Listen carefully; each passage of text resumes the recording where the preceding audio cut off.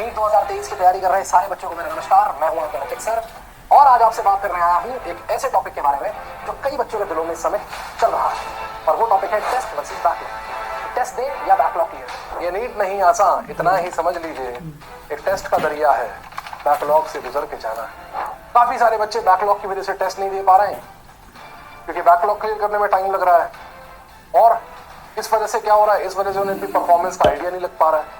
काफी सारे बच्चे टेस्ट दे रहे हैं लेकिन बैकलॉग की वजह से अच्छा परफॉर्म नहीं कर पा रहे और अच्छा परफॉर्म नहीं कर पा रहे हैं, इस वजह से डिप्रेशन में चले जा रहे हैं। तो क्या करें और क्या ना करें, this is the golden question. तो मैं आपको बताऊंगा तीन ऐसी बातें, तीन ऐसे गोल्डन रूल्स जिनको अगर आप फॉलो करेंगे तो आपकी समस्या काफी हद तक सॉल्व हो जाएगी। देखिए, नंबर एक, इस बात को एक्सेप्ट कर लीजिए कि जो हो चुका है वो हो चुका है, ठीक है। अब वो बैकलॉग किसी भी वजह से बना हो, हेल्थ रीजंस की वजह से बना हो, आपकी लापरवाही की वजह से बना हो, प्रोक्रास्टिनेशन की वजह से बना हो, आप किसी और चीज में इन्वॉल्व हो उस वजह से बना हो, आपकी किसी और एक्टिविटी की वजह से बना हो, whatever might have been the reason, I am not concerned with the reason here. लेकिन इस बात को एक्सेप्ट कर लीजिए कि आपका बैकलॉग है, क्योंकि इस बात को आप जितना जल्दी एक्सेप्ट करेंगे और इस पर सल्व करना, परेशान होना, दुखी होना, टेंस होना छोड़ेंगे, उतना ही जल्दी आप आगे की तरफ देख पाएंगे। हिंदी में कहावत होती है, बीतीता ही बिसार दे आगे की सुध ले।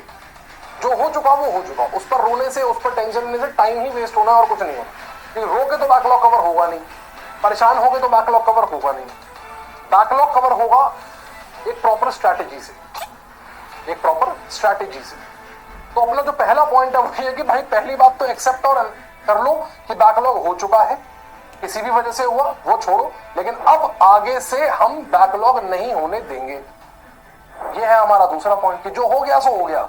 अब from now moment, from this moment, जब जागो तभी सवेरा, जाग गए हैं, सवेरा हो गया है, आज से डिसाइड करते हैं कि अब कोई बैकलॉग नहीं होने देंगे। चाहे कुछ भी हो जाए, चाहे 24 के 25 घंटे बनाने पड़े, चाहे एक दिन में 6 लेक्चर देखने पड़े, लेकिन बैकलॉग नहीं होने देंगे। क्योंकि अगर हमने बैकलॉग बढ़ने से रोक लिया तो भी हमारा आधा काम तो हो ही गया कि हम अब बैकलॉग नहीं बनने देंगे, नया बैकलॉग नहीं बनेगा, जो पुराना बैकलॉग है उसी को धीरे धीरे निपटाएंगे, ठीक है।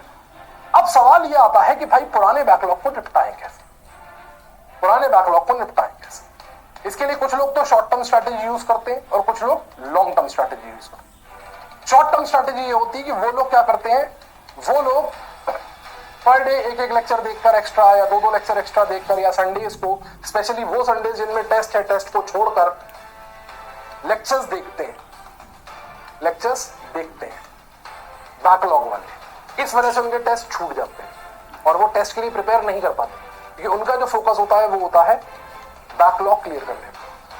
कुछ लोग फॉलो करते हैं लॉन्ग टर्म स्ट्रैटेजी और वो लॉन्ग टर्म स्ट्रैटेजी है पास के नुकसान की जगह दूर के फायदे को प्रायोरिटी। बच्चों, अगर आप बिगर पिक्चर देखो तो आप नीट की तैयारी कर रहे हो, आपकी जो तैयारी है वो नीट की है, आपका टारगेट है नीट में मार्क्स लाना और नीट में मार्क्स लाने के लिए आपको पूरे सिलेबस की जरूरत पड़ेगी क्योंकि हर क्वेश्चन का जो दुश्मन है उसे मारने के लिए जो हथियार है वो इन किताबों में ही।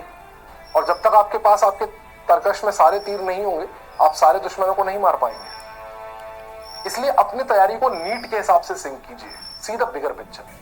आप लोग जिस जंक्चर पर हैं तैयारी के, कुछ ही महीनों में, लगभग 15-20 दिनों में या एक महीने में maximum major test series announce होंगी, जिसमें पीडब्ल्यू और भी जितने भी कोचिंग्स हैं इंडिया में सब मेजर टेस्ट सीरीज अनाउंस करेंगे। इन टेस्ट सीरीज में जो सिलेबस होगा वो टेस्ट सीरीज का सिलेबस इस तरह से डिजाइन किया गया होगा कि आपके कुछ टॉपिक प्रोग्रेसिवली कवर हो सके और बाद में आप फुल सिलेबस टेस्ट देंगे।